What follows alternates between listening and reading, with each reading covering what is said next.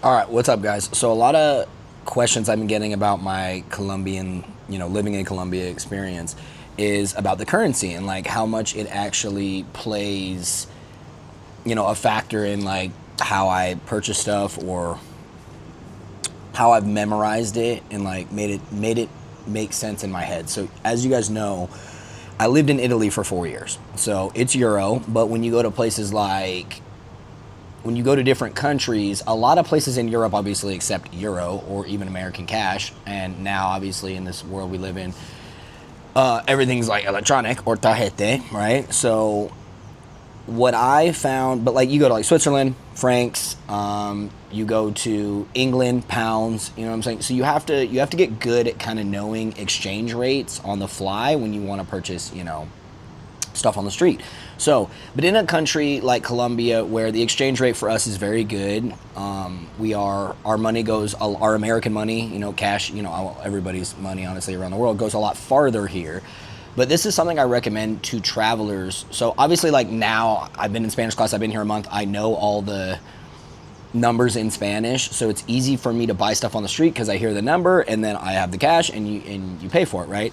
You also, when you're in a country like this, you do want to have cash on you.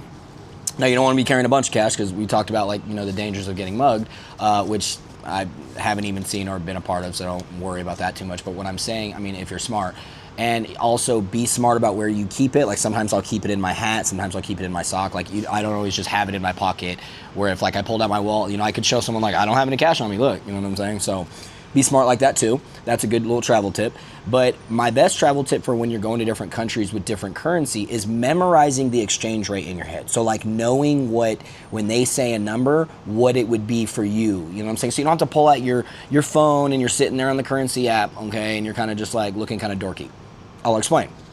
Basically, what that means is, okay, and I'm gonna count up and kind of show you what I mean by that. Okay, like okay, so obviously they're pesos, okay, colored bills, and a good tip is like the smallest 2,000. If you like lined all these up together, 2,000, then there's the 10, the 20 is right behind it because it's kind of the same size. The 50,000 is taller than, so obviously as they go up, the bill gets bigger.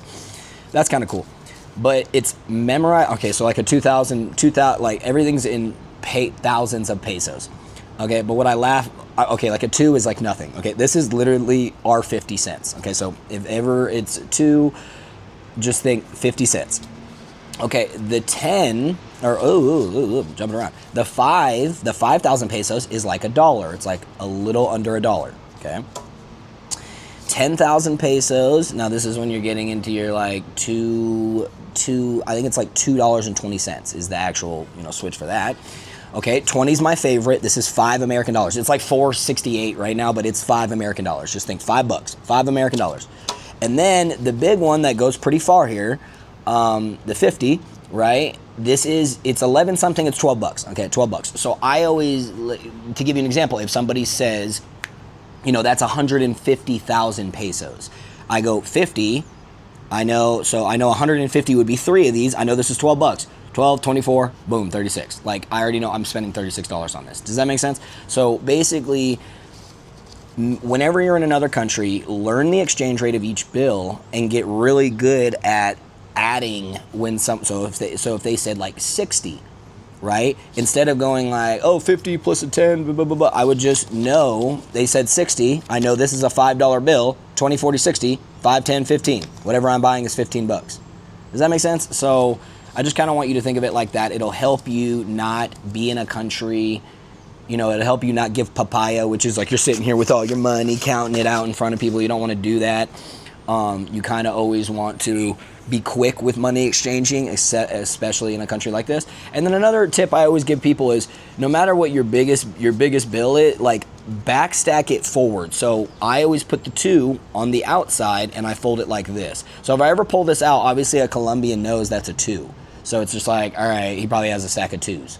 He ain't got money or whatever, and they'll kind of, you make yourself less of a target, okay? I don't have it, I had it yesterday, but I used it, but they have 100,000 pesos bill, and it's bright green, and it's even bigger than the 50, so if you have that on the outside, this bright green, it's the only one that's bright green, like, you're just making yourself a target, like, oh, okay, he already has a lot of money, and then that's a fat stack under it, so just those are some travel tips for memorizing currency, memorize the exchange rate, and just understand where you're at in the world. And yeah, hide your money.